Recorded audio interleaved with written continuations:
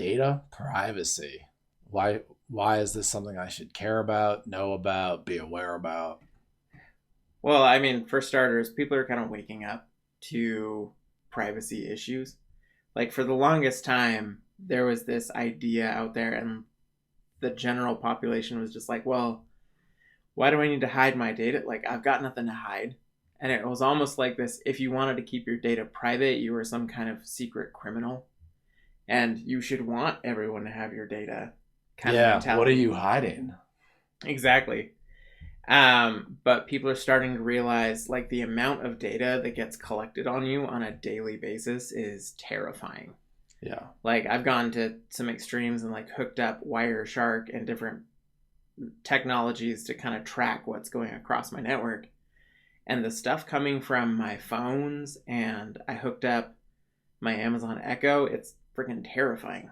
Um, so a lot of people have that mentality of I've got nothing to hide, but really data is pretty valuable. Mm-hmm. Like, think about it. Google and Facebook are two of the largest companies on the planet. They make butt tons of money. How do they make most of their money? Off your data. Right. So like obviously there's an intrinsic value there.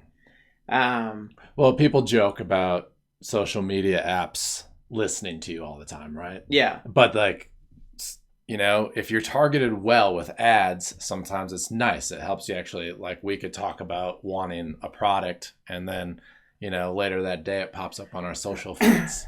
Yeah. And like, sure, that could be nice if that's what you're looking for. And some people really like that. But you also got to consider the other side of the coin there. Like, yes, it's useful for targeting ads and marketing products that are directly related to you. And maybe I don't want ads showing up about, liver disease or retirement homes. Like, I don't care. Mm-hmm. But having that level of information on somebody can also be used for a lot of really bad things. Like one trend that has been happening the past few years is this thing called doxing. And a lot of people are familiar with it, but the basic idea is you get somebody's information, somebody off the internet or whatever, you get their personal information, their home address, and people go and like physically attack these people. They destroy their property off of something you posted on Reddit that someone didn't like, and they hunted you down. It can be a really, really bad thing. And the way that a lot of people get that information is from this data that gets collected from seemingly innocuous sources. For example, like, have you ever rented a car? Yes. And hooked your phone up to the Bluetooth? Probably. Okay. But I feel like in the last couple of years, I get paranoid about this Yeah, stuff. fair. That was a leading question, Jacob. Just work with it. There are actually companies out there that will get rental cars after somebody has rented them, and they will go into the car's computer system and they will harvest the data from the Bluetooth that was connected. Like when you disconnect your phone and you say, hey, forget my phone, it doesn't, which most people don't even bother to do. It doesn't just forget your phone, it just delists it. A lot of the data that went between your phone and the car, like your contacts, for example, is still hanging out there. Mm. And so they'll go and harvest the data and then turn around and sell it to data-driven companies like Google or Facebook or Amazon. And they make a lot of money doing that. There's also the idea of, like we kind of touched on it, I like to call it predatory marketing, because there is a lot of stuff. I'm not going to lie. My wife buys a lot of stuff on Amazon. Mm-hmm. And most of the time, it's not even stuff that we need. It's straight up, hey, I got targeted with this really big ad, and here's something that I never would have considered buying. But I need it. But I need it. Yeah. And that's what has caused Amazon to become such a big company, is they use that predatory marketing and they hone in on something that is going to be really hard for you to resist. And they shove it in your face and say, hey, this is on sale. $10 off. Like, and so even that innocuous, hey, we're just gathering data for targeted ads, can be a really bad thing. And like, in my opinion, data is a super private asset. Like, it is something that you have that has value, and it's not so much about what you're hiding, like that mentality of, well, what do you have to hide, as much as what you should be protecting. Right. You're being analyzed off your behaviors to a degree where a lot of these companies might know your behaviors better than you do. Oh, for sure. Like, you're not even aware of what you're doing, just like your search criteria, how you browse a social media app. Yeah, and it's crazy. And like, not to go off the deep end or anything, but the way that Google works with its data is, it's not like there's one piece of information that says, oh, we got him. Basically, it's like a giant spider web of data. And you have all these different data points of, this person was here at this time. And I'm trying to remember exactly what had happened, but I think it was it was either California or Arizona, like 3 or 4 years ago. This dude got falsely imprisoned, like they got the wrong guy, because the police were investigating a crime. I'm trying to remember if it was a robbery or a murder, but they were investigating it. They got Google's data on what phones were in the area at the time of the event. And they saw a dude with a criminal history was in the area, and they went and picked him up and said, that's our guy. And it turned out it wasn't him, but just based on his location off of his phone, he got arrested. Yeah. Like, you know, it's this giant web of data that exists that they can go and grab different points from and make connections from. Geolocation, even cameras snatching your license plate as you drive, right? Yeah. I mean, cars track you as it is, but dash cams on like police vehicles and stuff, constantly going through a database. Yeah. And scanning things as they're just driving on the road. And so they've got literally hundreds, if not thousands, of data points on you on a given day. And they can use that to group you into whatever groups they want to, figure out your behaviors, figure out your patterns. I mean, Google knows, oddly enough, how many times I go to Taco Bell a week. Like, there's all kinds of data that they can use to track you. And more importantly, depending on libraries that you're using for your app, which is kind of the focus of this podcast, they can track your users. And so, like, you got to extend that same mentality to your users. Yeah. So I feel like as a product owner, this responsibility falls on you. So if you're building an app, obviously these tools are incredibly powerful because you want to be able to target your potential customers. Oh, for sure. They're a marketer's wet dream. Right. Like, that's so like, but I also think it's our responsibility to start being aware of what we're doing and allowing of these huge data collecting companies to get away with, right? Oh, for sure. They hand out these amazing free tools for everyone to use. You know, you got Google Analytics, Fabric, Pixel, whatever. Like, you get all these awesome graphs and dashboards, and you know so much about your demographic, and you know how to target your users, right?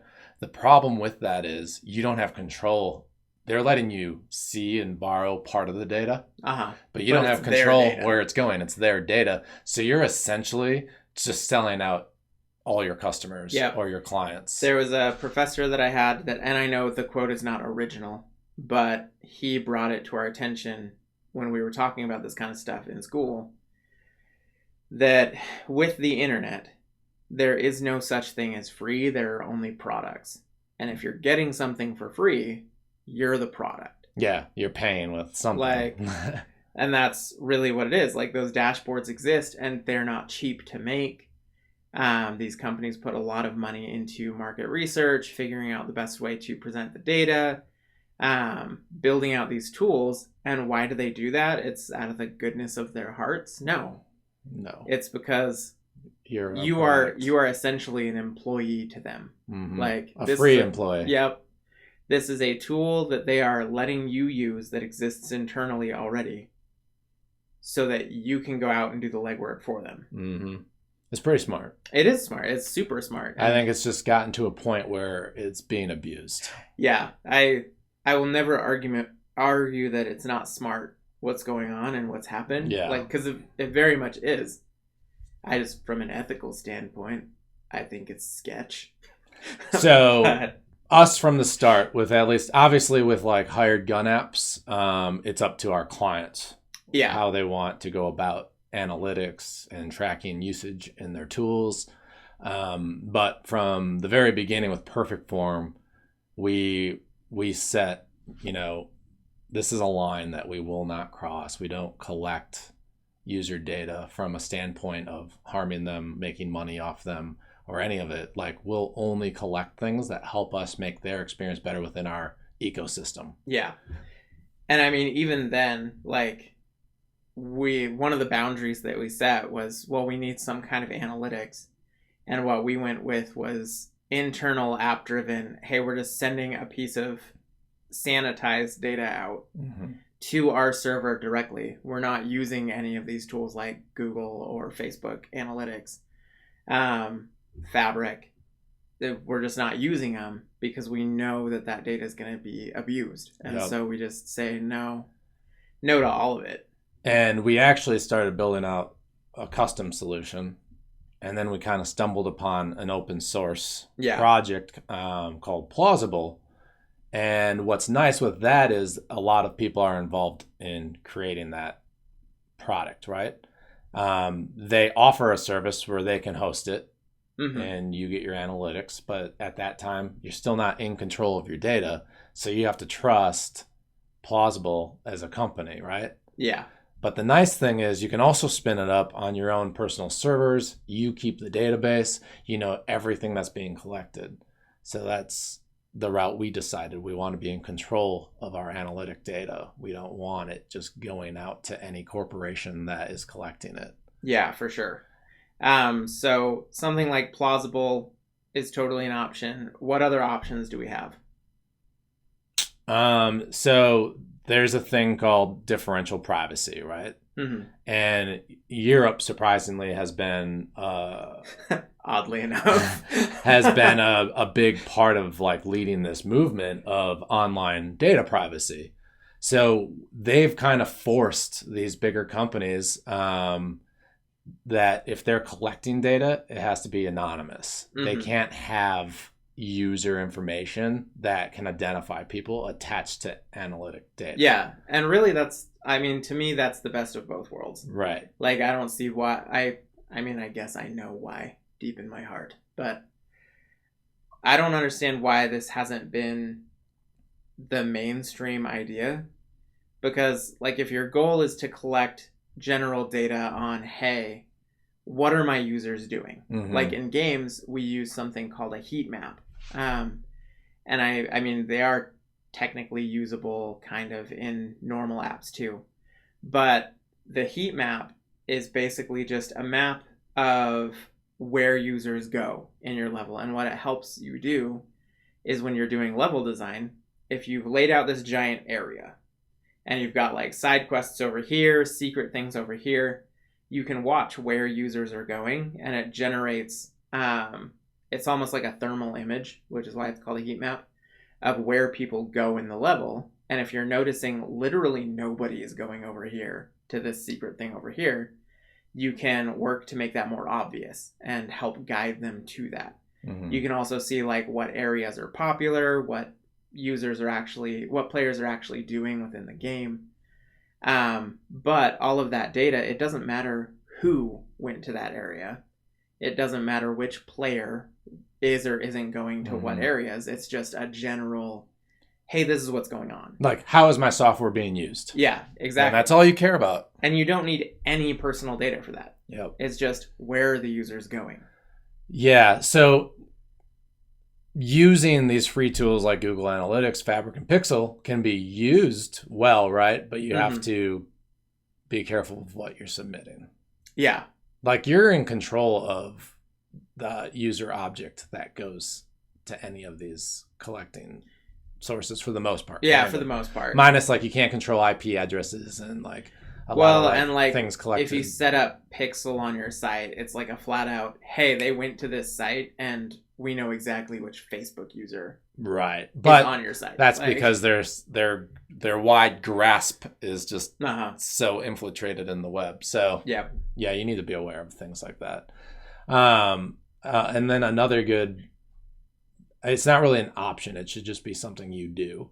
Like any user information that we consider sensitive gets encrypted, right? So if someone ever hacks our database or gets a hold of our data somehow, it's encrypted. Yeah. Like encryption is a pretty important part of all of this because it protects everybody. Like obviously passwords and that kind of stuff should always be encrypted. And you always hear the random stories of the plain password storage. So many stories of we just saved the password as plain text and somebody hacked our database. Like if you guys have a product and your passwords are in plain text, please stop it. It should be a hashed encrypted password. That's something you need to fix like today. We don't know any of our users' passwords. Nope. We can look at a hashed version of it, but it means nothing to the It's not like we can copy and paste that and put it into the input field and get into their account. Like we have no, and that's kind of, we'll go way more into this later. Yeah, it's a subject in its own. It's a lot of subjects. But basically the difference between encrypting and hashing is encryption you can undo. Like you can decrypt it given the right keys. And it's just a safe way of passing data across the internet and storing data so that if somebody gets that raw data, they have no idea what this means. Like it's a bunch of garbage. Hashing, you cannot undo. Yep. Like people are still trying to crack SHA-3 and that is useful for things like passwords where you don't really need to know the data ever. You just want to verify like the user is putting in the same thing they put in before. Yeah. So if you always hash it the same way, yep, you don't know their password, but the hash always matches. You end up with the same result. Yes. But you don't know what what that original. Yeah, you don't know how they generated the hash essentially. Yeah. So yeah, encryption is super important, and really you should be treating any data that you store like we encrypt pretty much everything. Yeah. Because anything can be sensitive data, like even a phone number. Yeah. Exactly. You know? You ever wondered how spam bots are getting everybody's phone numbers? This is how. Yeah. Like nobody encrypts that. They think, well, who cares? It's just a phone number. Right. And you can generate a database of, hey, here are a whole bunch of phone numbers of users of this app. Like, especially with these tools like Google and Facebook, one of the problems is they're not just making money off of the marketing to you. They're also making money selling your data. Yeah. Like they package it up and sell it to whoever's willing to pay the price. Which I'm okay with that. I just want the data collection to be a more ethical manner, right? Like if you choose to sell your data to someone, perfect. Well, yeah, and that is the big point. Right. Is I have never once received an email from Google saying, hey, we would like to sell your data to this company. Is that cool with you? Right. Like they do it and it's hidden in the user user agreement at which nobody ever reads. Well, like you said, if nothing's free on the internet. Yeah. So they're allowed to do it for the most part. That's actually Amazon's under fire right now. They're being sued over Amazon Echo devices because people were like, for years they were saying, no, we're not listening to you. We promise. We only know when you say, hey Alexa. Other than that, it's sleeping and it's not gathering data, which like from day one I'm sitting there like, bull. Right. that process that's listening for things, it's got a listener going all the time. That's how when you say the magic words that I'm not going to activate everyone's Yeah, I just did it. So I've never owned one because I've always been paranoid. Mm-hmm. I just don't like that shit plugged in around my house. I mean, I don't even like having a smart TV, but you gotta like have balance. Yeah. But can't you even like spy on your own devices? Uh-huh. Like where people don't even know that you're just creeping in the room? If mine were plugged in right now, like I have these devices, but when I'm not actively using them, they sit there unplugged. Yeah. But you can totally just drop in, I think is what it's called. But you can go into the Alexa app and then just drop in on whatever device and listen in on what's going on. And the problem is you're not the only one with access to that. And that's why like there's age-old jokes about IT professionals and their smart homes. They don't have them. Like the most advanced piece of technology I own is a toaster from 1957. Like, yeah. And that's because these things are incredibly dangerous. But Amazon is under fire right now because after saying that, we're not listening to you, we promise, a group of computer science guys went ahead and ran a bunch of tests. And they had conversations in the room, recorded everything separately from their Amazon device on things they never talk about, fresh user data. And by that afternoon, they were getting suggestions for all of this stuff. And they went and documented it and absolutely disproved what Amazon was saying of, well, we're not listening to you unless you call out for the device. Like, They totally are. Your phone is listening all the time. Yeah. And this isn't like conspiracy nut job stuff. This is documented fact. They're tracking you all of the time. And that's going back to that giant web of data I was talking about. That's they're collecting points of data all of the time that can give them an overall picture. And like one of the big problems with that is if somebody comes after me and says, I want Ben's data, there's a good chance they're going to get it. Right. So kind of bringing the conversation back to why we care about this as product owners and app developers and all that stuff. Like, what kind of stuff happens when people find out that you're being sketched with their data? You lose trust. You could lose... I mean, your product could be done overnight, right? If you're not one of these giant companies that always get busted for being a little sketch with your data, like for whatever reason, they're immune, right? I don't understand it. But if you're a startup and you get caught doing sketchy things, you lose your user trust. Like, imagine if TikTok wasn't as popular as it was when the truth came out. I honestly don't get it. So with TikTok and actually numerous other apps, they probably have changed their ways, but like that whole clipboard thing where they were key logging. One of the few things I'll give props to Apple for is when they made that update, a lot of major apps suddenly had a big update. Like they didn't want anybody finding out what happened. Yeah. So like what, 2 years ago now? Yeah. So the clipboard thing, it was essentially apps were able to keylog everything you typed in your phone. So if they were running in the background, they were keylogging. Yep.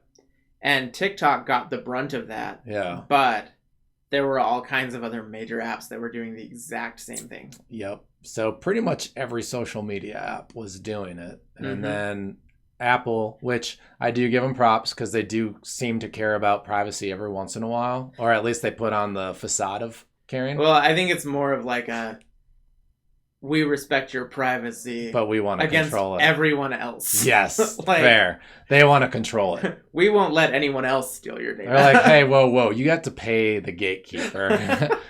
So they ended up like implementing like notifications so you knew when copy and paste were being used. Right? Yeah, and as soon as that's in the user's face, like it's it's just proof of what we're talking about. Mm-hmm. The moment that it popped up and users were made aware of, hey, they're copying my keyboard. What the heck? Yeah. Like, suddenly, this app's horrible. Nobody should be using this. We're going to boycott until this is fixed. Like, And then people seem to forget, though, very quickly. yeah, well, that's a byproduct of our society and all that stuff. Attention span is ridiculously low. And, like, all it takes is, hey, here's a major update with a fun new feature. Yeah. We've added stickers to chat. Oh, well, in that case. Yeah, so I think, like, honestly, when it comes down to it, just, like, be aware of how you're collecting your user data. Care a little bit, right? Yeah. Like, we've decided we're hosting our own analytics server. And one thing that I find incredibly hilarious is there's a lot of open source projects out there.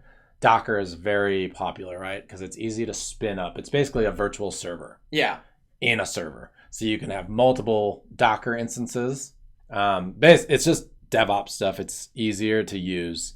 Well, Postgres has images, and I don't know how far back it goes, but they got infected with nasty code. Oh, yeah. Yeah, so the Docker image for Postgres, and we use Postgres, but luckily we also monitor our servers, so we caught this problem very quickly. I mean, we got the email saying, hey, your usage is high, and we both were like, excuse me. We spun up. It was literally like day 2 of building Perfect Form. We had our dev server up, and then all of a sudden, our server is over 80% capacity. Mm-hmm. Just spinning on freaking jet fuel. And I was like, what the hell? And so I started digging into it, found a bunch of articles. Sure enough, the SQL image, and it hasn't been found or figured out. But if you use I just want to point out real quick, for historical sake, in a previous episode, you screamed at me for using the word sequel. Dang it! Did I just say sequel? You sure did. Damn. Gotcha. Damn it. All right. We need to start adding the explicit tag. It's called karma, I guess. So, well, now you got me off my awesome rant. Oh yeah. So there was a Trojan basically put into the Postgres image. If you use, so many people do this, and it's such bad practice. And the only reason we discovered it is because it was literally just our dev server, and I didn't get around to changing it. But if you use the default username and default password for the database, so databases need a password to be accessed, to be written to and read from. And then you also have like auth tokens and security on your server and access to your server. So you have multiple layers of security. So a lot of people feel like they're safe using the default database password. Like, why change it? It's already set up and works. Well, this Trojan spins up a crypto mining thing, and it basically steals your resources. You pay for it, and someone else is making money. Honestly, I'm first and foremost, I'm amazed that this made it into production. Like, I don't know how anybody didn't catch this, unless Postgres is just looking for funding. Maybe. Like, maybe it's them. Who knows? But what's more amazing to me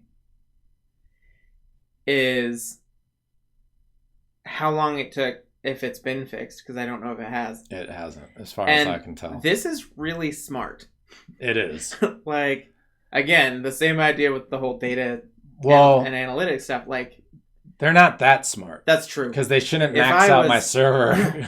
Not that I ever dabble in any of the dark arts, but if it were me and I were setting this up, I would probably cap it at like 20 or 30%. Yeah, no one would ever know. You turn it up to 80% or whatever they were using, and immediately you get warning emails, you get all that stuff. If you kept it down to 20 or 30%, then everyone's just like, well, that's a little weird. That's weird. But I feel like it's just always been like that. Man, Postgres is a lot more bloaty than I thought it was. Oh, well. It's almost like when Actions first hit GitHub, weren't people infiltrating open source projects, and they were essentially spinning up the same concept on GitHub servers. Mm-hmm. And so GitHub's resources were paying out and just freaking mining a ton of crypto. Yep.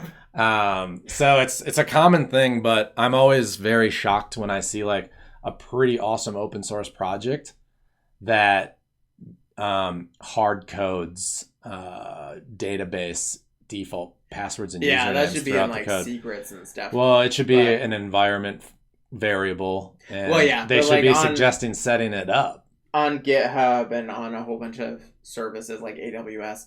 They're called secrets, and they keep them in like a completely separate section of the project. Yeah. Like you have to go specifically to it, and they're like, "What app secrets would you like to set up?" But they are just environment variables. Right. And environment variables should never be in your repositories. Never. So you should have to manually place them in your project. You would be amazed how many projects I've taken over, and like the first thing I go look at is the Git history, and they've got, here's my .env file sitting in the repo with my database passwords, my Linux password for admin access.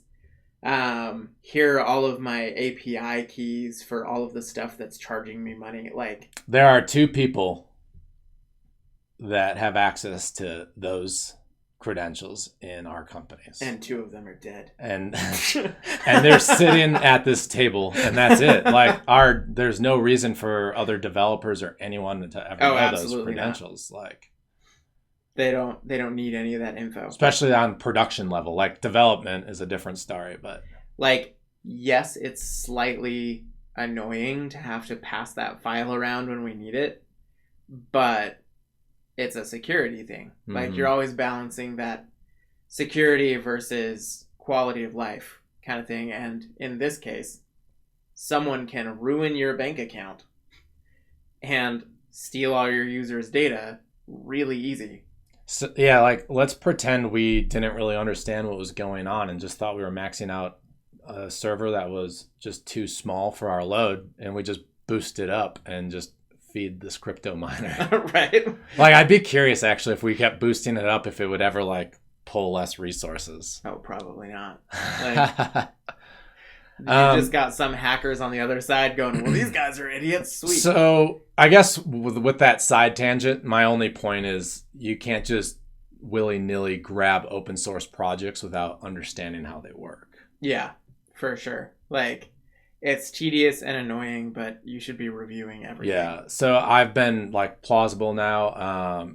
We're spinning up our own server with it, right? Mm-hmm. And I forked it, and I'm rewriting a big portion of it because of the Postgres issue. Yep. And we want to avoid that. And it's just a risk using open source projects like that may not be vetted as well. But you also want to make sure that any solutions that you use, like Plausible or anything like it, are pretty vetted to begin with, to make sure that, nobody's having problems with user data being stolen or borrowed or whatever. Check the terms of service. Because it really is important. Like, I feel like this is a part of the whole process that everyone glosses over. And especially for product owners and people who aren't as technically inclined, when they hear, well, Facebook Analytics, Google Analytics, we can get all this data on users. Yes, it's an amazing tool, but you also have to respect the privacy of your users. And if anything goes sideways with that, if you get too much data, if you start doing creepy stuff with your product, you're going to face some serious backlash from users. And at the end of the day, responsibility lands on the product owner. Yeah. Whether they're technical or not. Yep. And that's one of the reasons, like with our projects, we only take what we need. Yep. And even then, it's sanitized, anonymized. Like, we don't need to know who it was that did this thing. Yeah. I don't need to, I don't care that Ben Kimball is searching for ballet workouts on Perfect Form. I mean, but I do know that's his favorite way to go. You saw me the other day, didn't you? But yeah, I shouldn't have bought that course. You care about how people use your software, Yeah. not who uses your software. Yeah, exactly. Like there are very few reasons to be taking any specific data about a specific person. Yeah. So it's all about responsibility and ethics, and don't be a creeper. Yeah. And I feel like, I mean, at least between the two of us, we have pretty strong opinions on how data is collected. Oh, I have strong opinions. Yeah. And yeah, it might hurt us fiscally a little bit because we might not be able to target our clients, make as much money off of them. But at the end of the day, I'd much rather take the high ground and feel good about my product than feel like I'm like being a creep and stealing data I don't really need. Yeah, like at any given opportunity, I will take the high ground. Yeah. But that's mostly so I can do Obi-Wan Kenobi impressions. I mean, whatever your drive is, as long as you have good intentions. It's over, Facebook. I have the high ground. Yeah. Oh, I mean, yeah. Is there anything else? Oh, what you do take though, you should have consent for it. Oh yeah, absolutely. Like, you should explain why you're collecting it and allow them to have the opportunity to not be part of it. Yeah, I like to take the opt-in approach. Mm-hmm. Like most services and Google and Facebook and all of them, most FANG companies will take the opt-out approach where you have to take an action, to go and opt out of it. Like by default, you're in it. If you never go check your settings, then they're going to be taking all of your data all of the time. It's in terms of service, so who cares? Yeah. Personally, I prefer to take the opt-in approach where like you can reward users in some way for allowing you to perform analytics and all that stuff. You still want to keep all their data private and encrypted and anonymized and all that stuff. Yeah. But they have to take an action to opt in. And really, I think that's kind of I'm trying to remember the name of it. I'm blanking it for some reason. But a few years ago over in Europe, they passed a law with cookies and that kind of stuff with websites and personal data where you had to make people absolutely aware in your face, we are collecting data on you. Is it okay? Mm-hmm. And without them explicitly saying, here's my consent, you can't collect that data. Well, and before that moment, I need to Google. I don't remember what it's called either. But deleting accounts was not a thing. Yeah. There's a thing in the software world, and I don't know if I necessarily agree with it for non-infrastructure data, if that makes sense, but it's called soft deletion. Yep. And essentially what it means is when things get deleted, they're just filtered. Yeah. They actually never leave the database. So when you go and delete your Facebook and, you're within it's either 30 or 45 days period where I deleted my Facebook, but I'm jonesing for some dirt on my neighbor. Mm-hmm. And you go back in and sign back in and suddenly all of your stuff is back. That's because you were soft deleted, not hard deleted. Mm-hmm. Like there's just a Boolean true or false flag inside of your data that gets flipped, saying they're quote unquote deleted. Right. So like with Perfect Form, at least, like we set things up where with user controlled data. So like anytime like a user buys like a workout, right? Mm-hmm. That coach could essentially delete their account. But any data that's like already promised and bought, obviously we do our soft delete, so we no longer sell it to new users. But if a user already owns it, we actually can't remove that stuff. Well, yeah, because it's not fair because it's that owned user. For life, essentially. But then all the private information, like if that coach does delete their account after a grace period, it gets fully removed. It's a hard delete. So there are circumstances for soft deletion, like with infrastructure, like you can't just break your app experience for users because of a deletion. Well, and if my daughter is sitting on my computer and somehow gets to my account info and presses the big red delete button, oops. But the problem is most companies take that soft delete and That's it. They never actually remove your data. They just hang out. Right. Like, you could have deleted your account years ago and it's still just sitting there. Mm-hmm. And I mean, I feel like it's just a conversation that's surfacing as of recently, but it used to kind of be like it's bad practice to actually hard delete. Yeah. And that comes from like a database admin side of things with that same situation, customer accidentally deleted their account and now it's gone forever. And so it just became this idea of, well, let's just hold on to it in case it was a mistake and in case the customer wants it back, blah, blah, blah. It's easier to debug, easier to fix. But that's kind of where the buck stopped. Yep. Was let's just soft delete and call it a day. And it's funny because I remember when I first started like interacting with databases, you're kind of like, usually you're like, I was in a position of being mentored, right?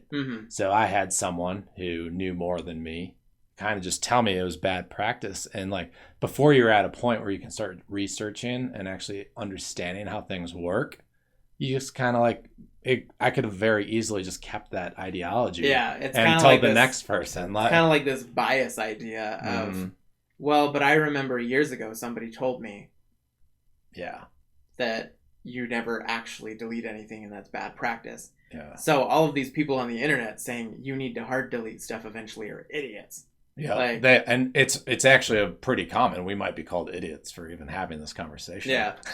And if you feel like I'm an idiot, then I mean, first off, you're probably right. But second off, screw you. Yeah. So I don't know. I feel like our obsession with data privacy just has taken us to a little deeper than most people, and I think it's just something to be educated about. Even if it's at a macro level, you need to know what you're doing. Yeah, for sure. Products. Well, and that's most of the problem, is that people that are using these tools just see them as, hey, this is a cool thing that'll help my business. Yeah. And that's all they know. Yep. And like that consideration of the other side of things never even crosses their mind. It's just, here's a great tool to help boost my business. Yep. Yeah. So I think with that being said, just consider your user data like it's bank info. Like it's valuable, and it's very valuable to you as a business owner or a product owner, whatever you're doing. Just be responsible with it. Yeah, for sure.